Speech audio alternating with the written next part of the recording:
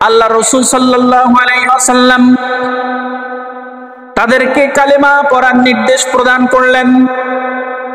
কালেমা পড়ার নির্দেশ প্রদান করার সাথে সাথে তারা দুইজন উভয় আল্লাহ রসুলের দুই চাচা ডাক দিয়া বলে, ও মুহাম্মদ, আমরা তো জীবনে তোমার সঙ্গে বহু অন্যায় করেছি, বহু অপরাধ আমাদের মাধ্যমে হাসিল হয়ে গেছে, তোমাকে অনেক কষ্ট দিয়া ফেলেছি, আমাদের নেতৃত্বে বহু মানুষ তোমাকে কষ্ট দিয়েছে, তোমার অনুসারী, তোমার উপরে যারা ঈমান এনেছে, আল্লাহর উপরে যারা ঈমান এনেছে সবাইকে আমরা বহু পরিমাণে কষ্ট দিয়েছি। আমরা যদি এখন তোমার উপরে ঈমান আনি, আল্লাহর উপরে ঈমান আনি, কালেমা পড়ে আমরা যদি মুসলমান হয়ে যাই, তাহলে বলো আল্লাহ কি আমাদেরকে মাফ করবে কিনা? আল্লাহর রাসূল সাল্লাল্লাহু আলাইহি ওয়াসাল্লাম বললেন, ও আমার চাচারা, আমি এতটুকু গ্যারান্টি দিয়ে আপনাদেরকে বলতে পারি, আপনারা কালেমা পড়ে ঈমান আনতে যতটুকু সময় হবে, আল্লাহ তাআলা আপনাদেরকে মাফ করতে ততক্ষণ সময় নেবে না। আপনাদের পিছনের সব অন্যায় অপরাধ গুনাহকে আল্লাহ তাআলা মাফ করে দিবে। এবার হযরত আব্বাস রাদিয়াল্লাহু তাআলা আনহু এবং আবু সুফিয়ান রাদিয়াল্লাহু তাআলা আনহু তারা নবীজির হাতে বায়াত গ্রহণ করলেন, কালেমা পড়ে মুসলমান হয়ে গেলেন। হযরত আবু হুরায়রা রাদিয়াল্লাহু তাআলা আনহু বলেন, মুসলমানরা 2 দিন সব থেকে তাদের বেশি শক্তি প্রদর্শন করেছে, তারা বেশি আনন্দিত হয়েছে, বেশি উৎসাহিত হয়েছে। 1 নাম্বার, যেই দিন কাফেরদের বড় লিডার ওমর ইবনুল খাত্তাব যেই দিন কালেমা পড়ে মুসলমান হয়ে গেছে, ওই দিন মুসলমানরা তাদের বুকে সাহস পেয়েছে, আনন্দ উল্লাস করেছে। কাফের বেঈমানের বাপ ওমর কালেমা পড়ে মুসলমান হয়ে গেছে, আজ থেকে আর গোপনে আজান দেওয়া হবে না, প্রকাশ্যে আজান দেওয়া হবে। মক্কা বিজয়ের পরে যখন এই আল্লাহর নবীর আপন 2 চাচা কালেমা পড়ে মুসলমান হয়ে গেল, সাহাবায়ে কেরাম বলে, মক্কা বিজয়ের আনন্দের থেকে আমরা বেশি আনন্দিত হয়ে গেলাম। এবার আল্লাহর রাসূল সাল্লাল্লাহু আলাইহি ওয়াসাল্লাম ডাক দিয়া বলেন, চাচা, আপনারা তো বাইতুল্লাহর আশেপাশে থাকতেন, বাইতুল্লাহর চাবি কার কাছে? এই বাইতুল্লাহর চাবিটা যদি একটু আমার হাতে দিতেন, আমি একটু বাইতুল্লাহটা খুলে, কাবা ঘরটা খুলে আমি একটু ভেতরে প্রবেশ করতাম, ভেতরে প্রবেশ কইরা আমি একটু আল্লাহর কুদরতি কদমের মধ্যে সেজদা লাগায়া দিতাম, আপনি একটু বাইতুল্লাহর চাবিটা আমার হাতে দিয়ে দেন। ইল্লাল্লাহ লা ইলাহা ইল্লাল্লাহ লা ইলাহা ইল্লাল্লাহ লা ইলাহা ইল্লাল্লাহ লা ইলাহা ইল্লাল্লাহ।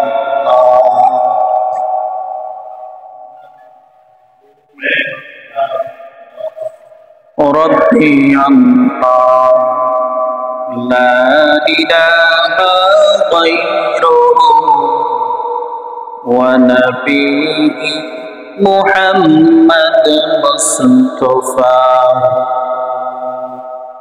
ديني الإسلام دين موقه أرزق فرانا عفوا عنده مقتدايا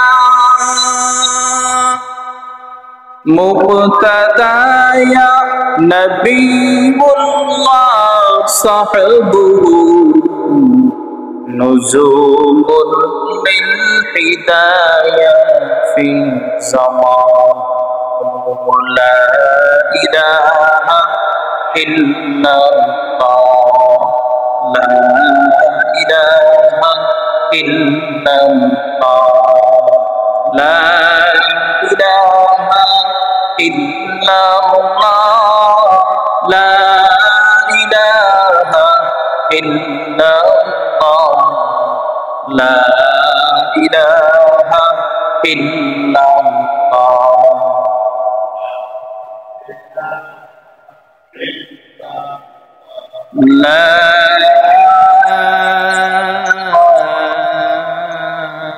إله إلا الله محمد رسول الله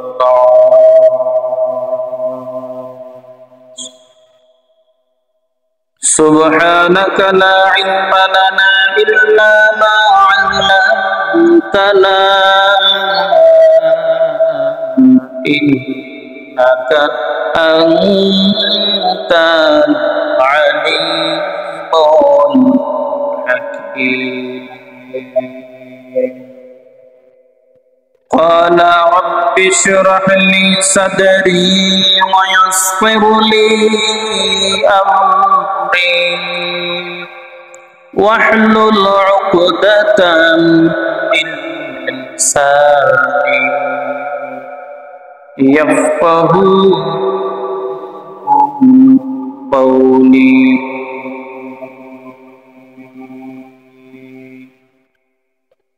আলহামদুলিল্লাহ।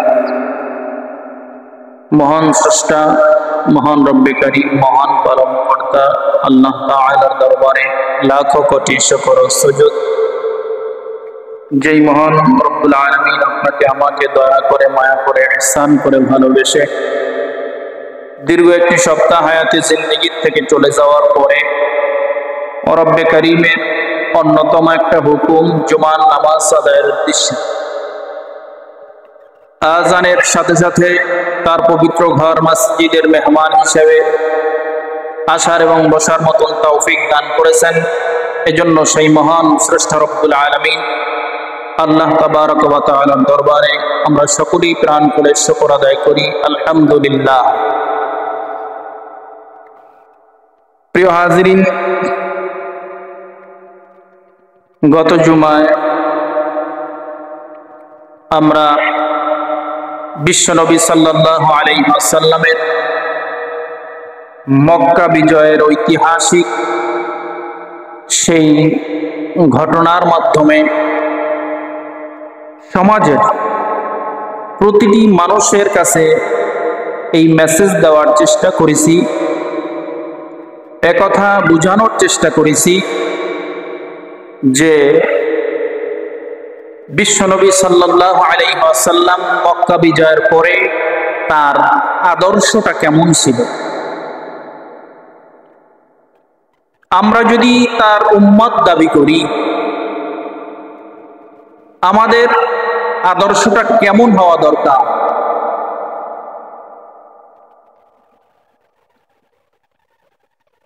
নবীজি সাল্লাল্লাহু আলাইহি ওয়াসাল্লামের হায়াতে জিন্দেগির সব আদর্শকে যদি আমরা বুকে ধারণ করতে পারি, লালন করতে পারি, আমি একজন পূর্ণাঙ্গ ইমানদার, পূর্ণাঙ্গ মুমিন রূপে নিজেকে পরিচয় দিতে পারব। নিজের জীবনের থেকে নবীকে বেশি মহব্বত করব, নবীকে বেশি ভালোবাসবো। নবীজি সাল্লাল্লাহু আলাইহি ওয়াসাল্লাম বলেন, ক্বালান নবিয়্যু সাল্লাল্লাহু আলাইহি ওয়া আলিহি ওয়াসাল্লাম, লা ইউমিনু আহাদুকুম হাত্তা আকুনা আহাব্বা ইলাইহি মিন ওয়ালিদিহি ওয়া ওয়ালাদিহি ওয়ান নাসি আজমাইন। ততক্ষণ পর্যন্ত ওই ব্যক্তি কামেল মুমিন হইতে পারবে না যতক্ষণ পর্যন্ত নিজের সন্তান সন্ততি জান মালের থেকে নবীকে বেশি মহব্বত না করবে, ভালো না বাসবে। যদি নিজের জীবনের থেকে রসুলকে ভালোবাসি, তাহলে রসুল যা করছেন আমাদের করতে হবে, যা করতে বলছেন তা আমাদের করতে হবে, যা নিষেধ করছেন এগুলোর থেকে আমাদের ফিরে থাকতে হবে। রসুলের জীবনে কষ্টের কাহিনীর কোনো শেষ নাই। রাসূলুল্লাহ সাল্লাল্লাহু আলাইহি ওয়াসাল্লামকে আপন বংশের মানুষরা কত পরিমাণে কষ্ট দিয়েছে, আপন লোকজন তার উপরে কত অত্যাচার করেছে, নির্যাতন করেছে। অত্যাচার নির্যাতনের সীমা যখন পেরিয়ে গেছে, আল্লাহর পক্ষ থেকে নির্দেশ আসলো, হে নবী, আপনার জন্মভূমি এই মক্কার মধ্যে আপনার আর থাকার কোনো প্রয়োজন নাই।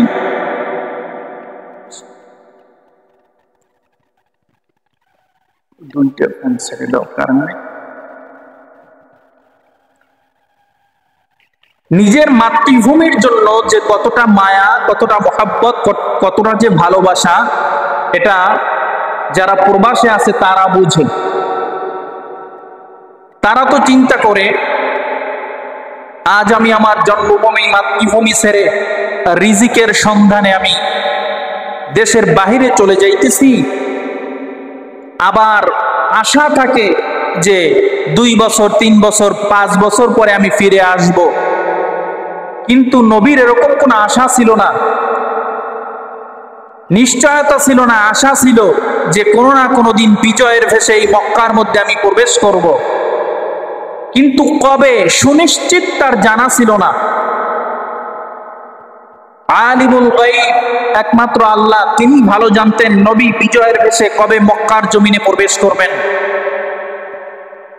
মক্কার যেই সমস্ত কাফের বেঈমান মুশরিকরা তার উপরে অন্যায়ভাবে নির্যাতন করেছে, যারা তাকে শত্রু মনে করে, কিন্তু এক ব্যাপারে সবাই একমত যে মুহাম্মদ হলেন আল আমিন, তিনি হলেন সবথেকে এই মক্কার মধ্যে সবথেকে বড় বিশ্বাসী মানুষ, সবথেকে বড় আমানতদার মানুষ। এজন্য যারা তাকে শত্রু মনে করতেন তারাও নবীজির কাছে মাল সাবানা, ধন স্বর্ণ রৌপ্য, টাকা পয়সা, দিরহাম, এগুলো নবীজির কাছে জমা রাখত, আমানত রাখত। কারণ তারা জানে মুহাম্মদ আল আমিন, তার মাধ্যমে আমানতের কোনো খেয়ানাত হবে না। তিনি যথাযথ আমাদের আমানত তিনি রক্ষা করবেন। তার জীবন চলে যেতে পারে, কিন্তু আমানতের মাল তিনি খেয়ানাত করবেন না। যারা তার শত্রু তারাও জানে যে আমানতের মাল খেয়ানাত করবে না। যার ফলে যখন আল্লাহর নবী হিজরত করে মক্কা থেকে মদিনায় চলে যায়, তখন তার চাচাতো ভাই, পরবর্তীতে তার জামাতা হয়েছেন হযরত আলী রাদিয়াল্লাহু তাআলা, তাকে তার ঘরের পাহারাদার হিসাবে রেখে যান। ঘরের পাহারাদার হিসাবে রেখে যাওয়ার কারণ হলো ওই ঘরের মধ্যে ওই মক্কার কাফের বেঈমান মুশরিকদের অনেক মালামাল ছিল নবীর কাছে আমানত। নবীর কাছে কেউ আমানত দিলে তিনি লিখে রাখতেন, এই কয় টাকা অমুক ব্যক্তি আমার কাছে আমানত দিছে। এরকম অসংখ্য কাফের বেঈমান মুশরিকদের মালামাল নবীর কাছে আমানত। আর যদি আমানত না থাকতো, হযরত আলী রাদিয়াল্লাহু তাআলা কেউ নিয়ে তিনি একসাথে মদিনায় সফর করতেন। রাসূলুল্লাহ সাল্লাল্লাহু আলাইহি ওয়াসাল্লাম হিজরতের আগ মুহূর্তে তিনি আলী রাদিয়াল্লাহু তাআলা কে বললেন, আলী শোনো, আমার কাছে তুমি কেমন, তুমি কি সেটা জানো? আলী রাদিয়াল্লাহু তাআলা বললেন, ইয়া রাসূলুল্লাহ, ইয়া হাবিবাল্লাহ, না আমি জানি না। রাসূলুল্লাহ সাল্লাল্লাহু আলাইহি ওয়াসাল্লাম বললেন, হযরতে মূসা আলাইহিস সালাতু ওয়াস সালামের কাছে হযরত হারুন আলাইহিস সালাতু ওয়াস সালাম যেমন, তুমি আলী আমি নবীর কাছে তেমন।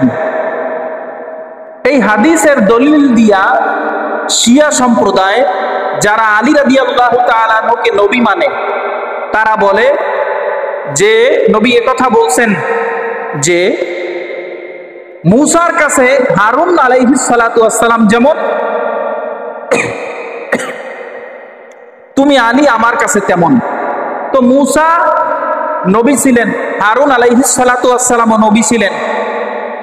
এজন্য শিয়াদের মধ্যে একদল মানুষ তারা বলে মুহাম্মদও নবী আর আলীও নবী, নাউযুবিল্লাহ। হাদিসের এক অংশ তারা বলে, এক অংশ বলে না। হাদিসের শেষ অংশে গিয়া নবীজি সাল্লাল্লাহু আলাইহি ওয়াসাল্লাম বলেন, আনা খাতামুন নাবিয়্যিন লা নাবিয়্যা বা'দি। শোনো আলী, তবে মূসার কাছে হারুন যেমন, তুমি আমার কাছে তেমন, কিন্তু একটা কথা স্মরণ রাখবা, আমি কিন্তু শেষ নবী, আমার পরে আর কোনো নবী আসবে না। এই আমানতের মাল পাহারা দেওয়ার জন্য আলী রাদিয়াল্লাহু তাআলা আনহুকে তিনি তার বিছানায় শোয়াইয়া হিজরত করেছেন। মুহাদ্দিস মুফাসসিরিন কেরামগণ লেখেন, যত আমানতের মাল ছিল, এই আমানতের মালের মধ্যে মুসলমানদের কোনো মাল ছিল না। যারা নবীর উপর ঈমান এনেছে, আল্লাহর উপর ঈমান এনেছে, তাদের কোনো মাল ধন দৌলত সম্পদ ছিল না। সব মাল দৌলত সম্পদ সব ছিল কাফেরদের। যদিও তারা কাফের, মুশরিক, আল্লাহর সাথে শিরক করে, আল্লাহর উপর ঈমান আনে না, তবুও তাদের মাল সম্পদ নবীর কাছে জমা আমানত। আলী রাদিয়াল্লাহু তাআলা আনহুকে বললেন,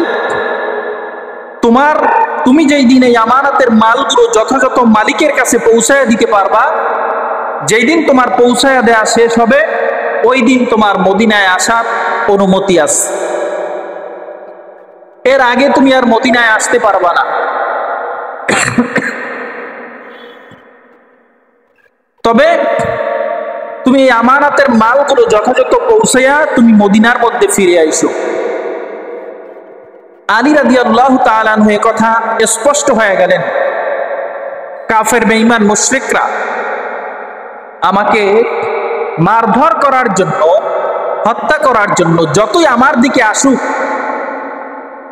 আমাকে মারতে পারবে না, কারণ নবী বলছে আমানতের মালগুলো পৌঁছে দিয়ে মদিনায় আইসো। নবী যেহেতু মদিনায় যাওয়ার জন্য আমাকে হুকুম করছে, সেহেতু আমি মদিনায় পৌঁছানোর আগে আমার আল্লাহ মৃত্যু দিবে না, এটা ছিল তার ধারণা। রাসূলুল্লাহ সাল্লাল্লাহু আলাইহি ওয়াসাল্লাম হিজরত করে মদিনায় চলে গেলেন। মদিনায় যাওয়ার পরে তার মনে চায় আমি বাইতুল্লাহ জিয়ারত করি, আমি উমরা হজ আদায় করি, কিন্তু মন চায়, কিন্তু নিজের মাতৃভূমি জন্মভূমির মধ্যে তিনি আসতে পারে না। একবার তিনি রওনা করে আসছেন। রওনা করে আসার পর তাকে পথিমধ্যেই বাধা দেওয়া হলো, চুক্তি হলো, এবছর আপনি হজ করতে পারবেন না, ফিরে যান। এই চুক্তি, এইগুলো যদি আপনি মানেন তাহলে আপনাকে মক্কায় প্রবেশ করতে দেওয়া হবে, হজ আদায় করতে দেওয়া হবে। রাসূলুল্লাহ সাল্লাল্লাহু আলাইহি ওয়াসাল্লাম ফিরে গেলেন। তিনি চাইলে যুদ্ধ করতে পারতেন, সেখানে অসংখ্য সাহাবা ইকরামের লাশ পড়ে যাইতে পারত, তিনি তা করলেন না। একমাত্র তার ব্যবহারের মাধ্যমে তিনি মক্কাকে বিজয় করেছেন, কোন তরবারির মাধ্যমে না, মারামারি কাটাকাটি যুদ্ধ বিগ্রহের মাধ্যমে তিনি মক্কা বিজয় করেন নাই, বরং একমাত্র মুখের ব্যবহার দিয়া তিনি মক্কাকে বিজয় করছেন।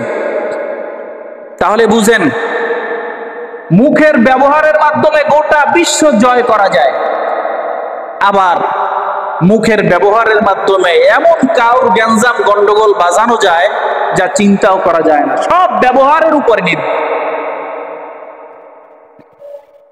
এত বড় একটা বিজয় তিনি মুখের ব্যবহারের মাধ্যমে অর্জন করেছেন। সাহাবায়ে কেরাম রিদওয়ানুল্লাহি তাআলা আলাইহিম আজমাইন মুখের ব্যবহারের মাধ্যমে তারা মক্কাকে বিজয় করেছেন। গত জুমায় আমরা হালকা কাজ দিছিলাম, বিজয়ের বেশে তিনি যখন মদিনার থেকে 10,000 সাহাবায়ে কেরাম নিয়ে আসতেছেন, হুজুর যদি কোনো জায়গায় 100 দাঁড়ায় টুপিওয়ালা, হুজুর লাগবে না, শুধু মাথায় সাদা টুপি আছে 100 মানুষ, তাহলে পাশ দিয়ে মানুষ গেলে দেখছো ওখানে হাজার হাজার মানুষ আছে। আর এক কাফেলার মধ্যে যদি 10,000 এরকম টুপিওয়ালা পাগড়িওয়ালা থাকে, তাহলে দেখায় অনেক লোকজন। 10,000-এর বিশাল কাফেলা নিয়ে তিনি মক্কার বাইতুল্লাহর কাছাকাছি চলে আসছেন। যখন প্রবেশ করছেন, দেখে সন্ধ্যা হয়ে গেছে, রাত হয়ে গেছে। আল্লাহর রাসূল নির্দেশ প্রদান করলেন যে না, এই রাতে আমরা এই মক্কার মধ্যে প্রবেশ করব না, বিজয়ের বেশে আমরা মক্কার মধ্যে প্রবেশ করব, তা গোপনে হবে না। যখন সূর্য উদিত হবে, গোটা দুনিয়া যখন পরিষ্কার হবে, তখন আমরা দিনের বেলায় প্রকাশ্যে দিবালোকে আমরা বাইতুল্লাহ দখল নিব। মক্কা বিজয় হয়েছে, বাইতুল্লাহ আমরা প্রবেশ করব, আজান দিব, নামাজ আদায় করব। সাহাবায়ে কেরামদেরকে বললেন, যদিও বাইতুল্লাহ দেখা যায়, তোমরা এখানে যার যার হাজাত সারা প্রয়োজন হাজত ছেড়ে নাও, যার অজু লাগবে অজু করো, যার ইস্তিনজা করা প্রয়োজন ইস্তিনজা করো, যার যা প্রয়োজন তোমরা পূরণ করো। আগামীকাল সকালবেলা আমরা মক্কার মধ্যে প্রবেশ করব, বাইতুল্লাহর মধ্যে আমরা প্রবেশ করব। তারা যে মক্কায় প্রবেশ করছে, এই সংবাদ খবর পাওয়ার পরে আতঙ্কে ভয়ে যে যার মতো পালিয়ে গেছে। বাইতুল্লাহর মধ্যে দুইজন লোক ছিল, তারা আর পালাতে পারে নাই। যখন ফজরের নামাজ আদায় করলো, আদায়ের পরে যখন গোটা পৃথিবী একদম পরিষ্কার হয়ে গেল, রাসূলুল্লাহ সাল্লাল্লাহু আলাইহি ওয়াসাল্লাম তিনি 10,000 সাহাবায়ে কেরামের কাফেলা নিয়ে নারায়ে তাকবীরের ধ্বনি দিয়া তিনি বাইতুল্লাহর মধ্যে প্রবেশ করলেন। যখন এরকম আওয়াজ দিয়া বাইতুল্লাহর মধ্যে প্রবেশ করতেছে, বাইতুল্লাহ থেকে দুইজন ব্যক্তি বের হলো। তারা চাদর মুড়ো দিয়া ফাঁকে মানুষের ভিড়ে তারা পালিয়ে যেতেছিল। আল্লাহ রাসূল সাল্লাল্লাহু আলাইহি ওয়াসাল্লামের নজরে পড়ে গেল। তিনি ডাক দিলেন, দাঁড়াও, তোমরা কারা? আমাদেরকে দেখে তোমরা বাইতুল্লাহ থেকে এরকম গোপনে পালায় যাইতেছো, তোমরা কারা? দাঁড়াও। সাহাবায়ে কেরাম তারা চতুর্দিক দিয়া এই দুই ব্যক্তিকে ঘিরে ফেললেন। আল্লাহ রাসূল নির্দেশ প্রদান করলেন যে তোমরা এই দুই ব্যক্তির মুখের চাদরকে তোমরা সরায়া ফেলাও, আমি দেখি এরা কারা, বাইতুল্লাহ থেকে এরা পালায়া যাইতেছে, এরা কারা। এবার সাহাবায়ে কেরাম তাদের মুখের কাপড়গুলা সরায়া ফেললেন। সরানোর পরে আল্লাহ রাসূল সাল্লাল্লাহু আলাইহি ওয়াসাল্লাম তাকায় দেখেন যে আয় হায়, তা তো আমার আপন চাচা আব্বাস এবং আবু সুফিয়ান। এই কুরাইশ বংশের কাফেরের তৎকালীন বড় এই লিডার, তারা পালায়া যাইতেছে। আল্লাহ রাসূল সাল্লাল্লাহু আলাইহি ওয়াসাল্লাম বললেন, চাচা, আমি তো আপনার ভাতিজা, আমি তো আপনার রক্তের সম্পর্কের মানুষ। আমার হাতে বহু দূর দূর দেশ থেকে মানুষ আইসা কালেমা পড়ে মুসলমান হয়ে গেল। আফসোস, আপনারা কালেমা পড়তে পারলেন না। আপনার ভাতিজা আজকে এই মক্কাকে বিজয় করেছে, কিন্তু এই বিজয়ের সময়, আনন্দের সময়, দুঃখের সময় আপনারা চাদর মুড়ো দিয়া পালায়া যাইতেছেন। বিষয়টা আমার কাছে ভালো লাগে না। আপনারা উভয় কালেমা পড়ে মুসলমান হয়ে যান। আল্লাহ রাসূল সাল্লাল্লাহু আলাইহি ওয়াসাল্লাম তাদেরকে কালেমা পড়ার নির্দেশ প্রদান করলেন। কালেমা পড়ার নির্দেশ প্রদান করার সাথে সাথে তারা দুইজন উভয় আল্লাহ রসুলের দুই চাচা ডাক দিয়া বলে, ও মুহাম্মদ, আমরা তো জীবনে তোমার সঙ্গে বহু অন্যায় করেছি, বহু অপরাধ আমাদের মাধ্যমে হাসিল হয়ে গেছে, তোমাকে অনেক কষ্ট দিয়া ফেলেছি। আমাদের নেতৃত্বে বহু মানুষ তোমাকে কষ্ট দিয়েছে। তোমার অনুসারী, তোমার উপরে যারা ঈমান এনেছে, আল্লাহর উপরে যারা ঈমান এনেছে, সবাইকে আমরা বহু পরিমাণে কষ্ট দিয়েছি। আমরা যদি এখন তোমার উপরে ঈমান আনি, আল্লাহর উপরে ঈমান আনি, কালেমা পড়ে আমরা যদি মুসলমান হয়ে যাই, তাহলে বলো আল্লাহ কি আমাদেরকে মাফ করবে কিনা? আল্লাহর রাসূল সাল্লাল্লাহু আলাইহি ওয়াসাল্লাম বললেন, ও আমার চাচারা, আমি এতটুকু গ্যারান্টি দিয়ে আপনাদেরকে বলতে পারি, আপনারা কালেমা পড়ে ঈমান আনতে যতটুকু সময় হবে, আল্লাহ তাআলা আপনাদেরকে মাফ করতে ততক্ষণ সময় নেবে না। আপনাদের পিছনের সব অন্যায় অপরাধ গুনাহকে আল্লাহ তাআলা মাফ করে দিবে। এবার হযরত আব্বাস রাদিয়াল্লাহু তাআলা আনহু এবং আবু সুফিয়ান রাদিয়াল্লাহু তাআলা আনহু তারা নবীজির হাতে বায়াত গ্রহণ করলেন, কালেমা পড়ে মুসলমান হয়ে গেলেন। হযরতে আবু হুরায়রা রাদিয়াল্লাহু তাআলা আনহু বলেন, মুসলমানরা 2 দিন সব থেকে তাদের বেশি শক্তি প্রদর্শন করেছে। তারা বেশি আনন্দিত হয়েছে, বেশি উৎসাহিত হয়েছে। এক নাম্বার, যেই দিন কাফেরদের বড় লিডার ওমর ইবনুল খাত্তাব যেই দিন কালেমা পড়ে মুসলমান হয়ে গেছে, ওই দিন মুসলমানরা তাদের বুকে সাহস পেয়েছে, আনন্দ উল্লাস করেছে। কাফের বেঈমানের বাপ ওমর কালেমা পড়ে মুসলমান হয়ে গেছে, আজ থেকে আর গোপনে আজান দেওয়া হবে না, প্রকাশ্যে আজান দেওয়া হবে। মক্কা বিজয়ের পরে যখন এই আল্লাহর নবীর আপন দুই চাচা কালেমা পড়ে মুসলমান হয়ে গেল, সাহাবায়ে কেরাম বলে মক্কা বিজয়ের আনন্দের থেকে আমরা বেশি আনন্দিত হয়ে গেলাম। এবার আল্লাহর রাসূল সাল্লাল্লাহু আলাইহি ওয়াসাল্লাম ডাক দিয়া বলেন, চাচা আপনারা তো বাইতুল্লাহর আশেপাশে থাকতেন, বাইতুল্লাহর চাবি কার কাছে? এই বাইতুল্লাহর চাবিটা যদি একটু আমার হাতে দিতেন, আমি একটু বাইতুল্লাহটা খুলে, কাবা ঘরটা খুলে আমি একটু ভেতরে প্রবেশ করতাম। ভেতরে প্রবেশ কইরা আমি একটু আল্লাহর কুদরতি কদমের মধ্যে সেজদা লাগায়া দিতাম। আপনি একটু বাইতুল্লাহর চাবিটা আমার হাতে দিয়ে দেন। এবার আবু সুফিয়ান ডাকিয়া বলেন, ও ভাতিজা, বাইতুল্লাহর চাবি তো আমাদের হাতে না। বাইতুল্লাহর চাবি নিয়া উসমান নামক এক সাহাবী, উসমান নামক এক ব্যক্তি, তার হাতে এই বাইতুল্লাহর চাবি, তিনি এই চাবি নিয়ে তো পালায়ন করছে। আল্লাহর রাসূল সাল্লাল্লাহু আলাইহি ওয়াসাল্লাম সাহাবায়ে কিরাম রিদওয়ানুল্লাহি তাআলা আলাইহিম আজমাইনদেরকে বললেন, ও সাহাবারা, তোমরা মক্কার মধ্যে ঘোষণা দিয়া দাও, বাইতুল্লাহর চাবি আমার হাতে যদি উসমান আইসা এই মুহূর্তে বাইতুল্লাহর চাবি আমার হাতে দেয়, আমার কাছে আত্মসমর্পণ কইরা মুসলমান হয়, আমি মুহাম্মদ ওয়াদা দিলাম এই বাইতুল্লাহর চাবি কিয়ামত পর্যন্ত ওই ওসমানের বংশের মধ্যে থেকে যাবে। এই ঘোষণা চতুর্দিকে ছড়ায়া পড়ল। আল্লাহ রাসূল সাল্লাল্লাহু আলাইহি ওয়াসাল্লামের হাতে উসমান আইসা বাইতুল্লাহর চাবিটা হাতের মধ্যে দিয়া দিলেন। আল্লাহ রাসূল সাল্লাল্লাহু আলাইহি ওয়াসাল্লাম এবার বাইতুল্লাহর চাবি দিয়া বাইতুল্লাহটা কি খুলে ফেললেন। বাইতুল্লাহটা খুলে এবার তিনি তাকায় দেখে, একটা না দুইটা না, এক এক কইরা 360টা মূর্তি সাজানো, 360টা মূর্তি। এবার আল্লাহ রাসূল তাদের দুই চাচাকে ডাক দিলেন, ডাক দিয়া বলেন, চাচা, ব্যাপার তো কিছু বুঝলাম না, বাইতুল্লাহর মধ্যে এক এক করে সিরিয়ালে কাতারে 360টা মূর্তি রাখা, এত মূর্তি কেন?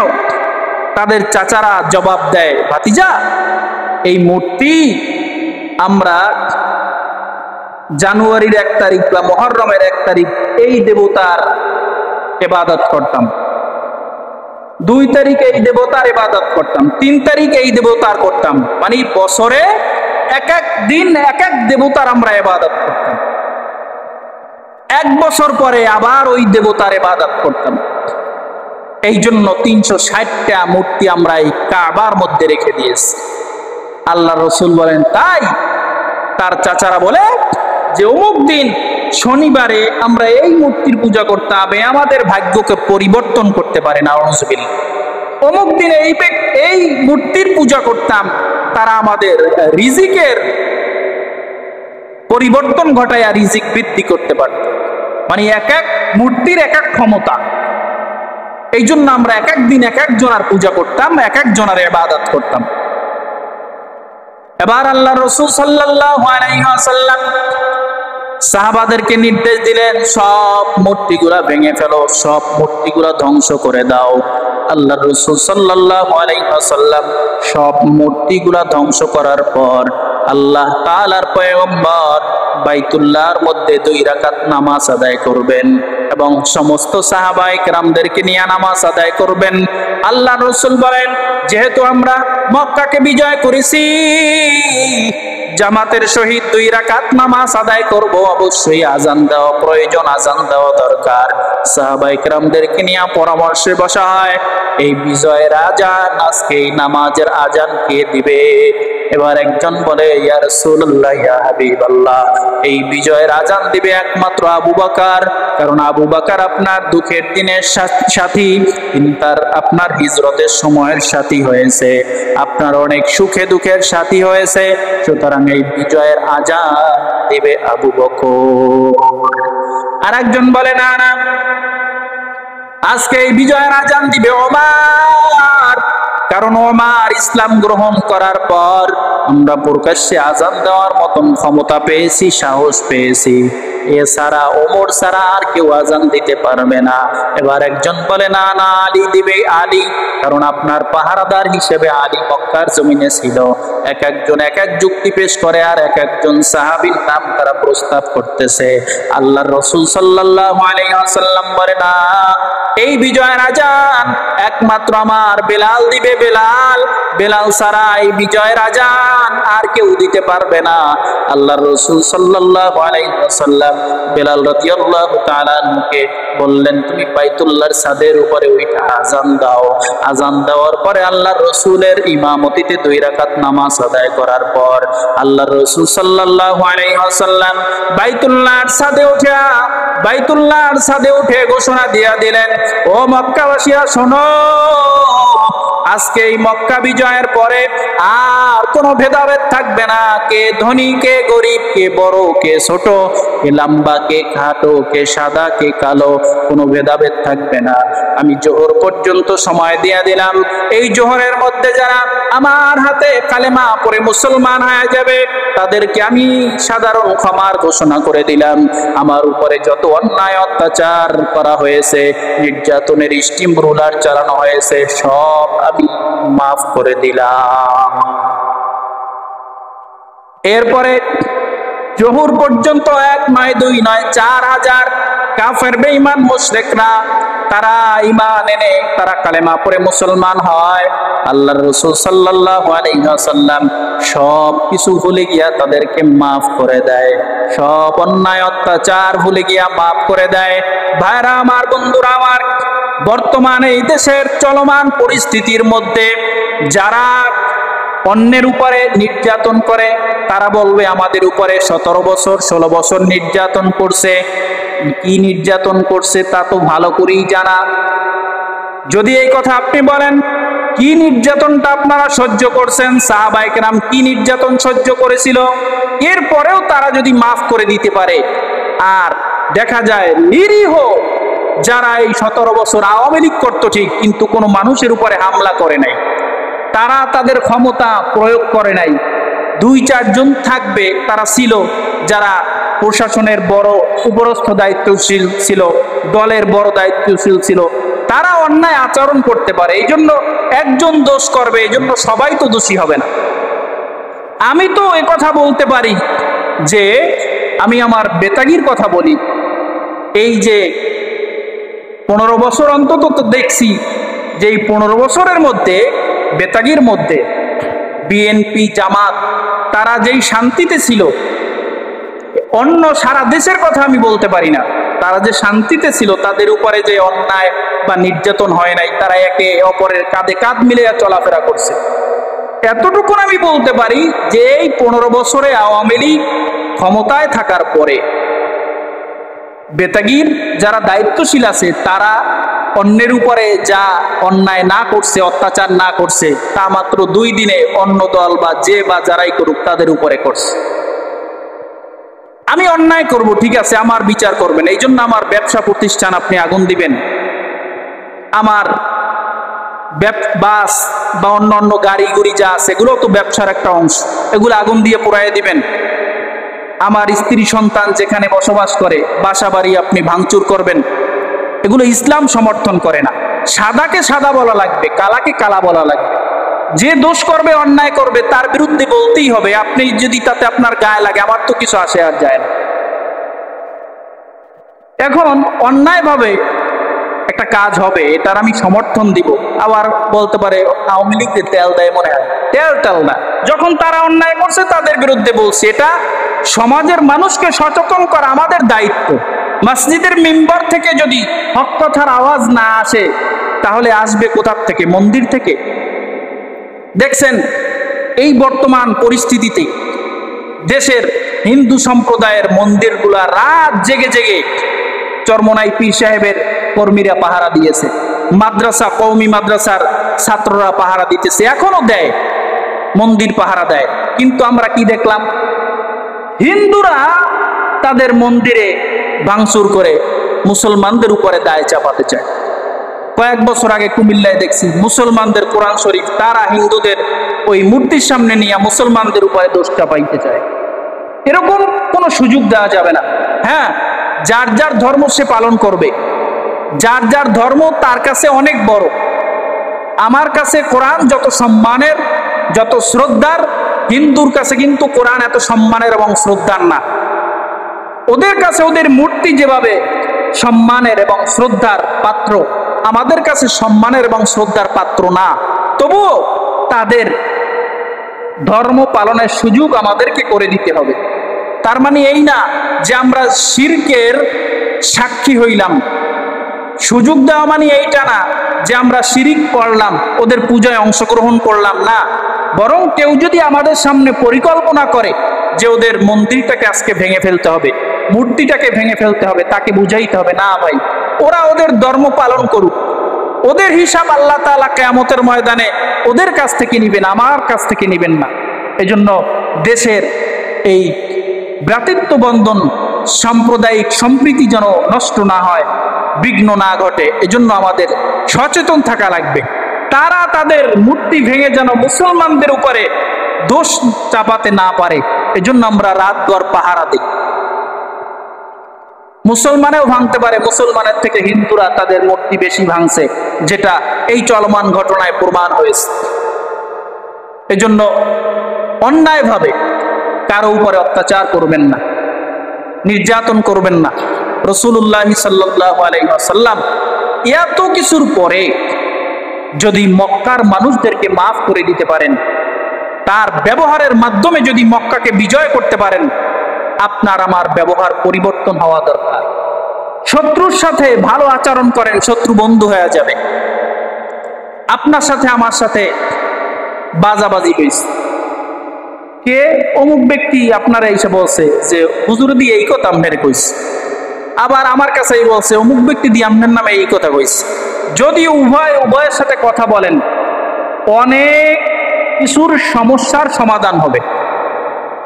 একটা কথা এক মুখ থেকে দুই মুখ, দুই মুখ থেকে তিন মুখ, তিন মুখ থেকে নয় মুখ, নয় মুখ থেকে 97 মুখ যদি হয়, 97 লাগে না, 10 মুখ হইলে ওই কথাটা পাসরাইয়া পুসরাইয়া আড্ডি গুড্ডি বাইরে যায়, ঠ্যাং বাইরে যায়, পাও বাইরে যায়, এরপরে সালবাহল কিছু থাকে না, আপনার কান পর্যন্ত পৌঁছতে কথাটা আর কথা থাকে না, ও কথা একদম মনে করেন একটা পাতলা পায়খানা হয়ে যায়। তখন আপনি শুনছেন পাতলা পায়খানা, কিন্তু আসলে কথাটা শুনতে পারেন নাই। যদি আমার জেনে থাকেন যে অমুক ব্যক্তি বলছে, অমুক ব্যক্তির কাছে জিজ্ঞেস করবেন আসলে আপনি কি বলছেন। আর বিশেষ করে যদি মহিলাদের মধ্যে কথাটা 2-3 জন ছড়ায়, তাহলে ওই কথা কিন্তু আর কথা থাকে না, একদম বেতাল অবস্থা হয়ে যায়। এই জন্য নবীর আদর্শ আমাদের মধ্যে ঢুকানো দরকার। যে কোনো বিষয় আমার শত্রুর সাথেও যদি হয়, সরাসরি আলোচনা করা দরকার যে আসলে আপনি এটা করছেন কিনা, এটা বলছেন কিনা, তাহলে অনেক সমস্যার সমাধান ইনশাআল্লাহ হবে। আল্লাহ তাআলা যেন আমাদের ভ্রাতৃত্ব বন্ধন আরো মজবুত করে দেন, সাম্প্রদায়িক এই সম্প্রীতিকে আল্লাহ বজায় রেখে বাংলাদেশের উপরে আল্লাহ খাস রহমত নাজিল করেন, আমিন। ওয়া আখির দাওয়া।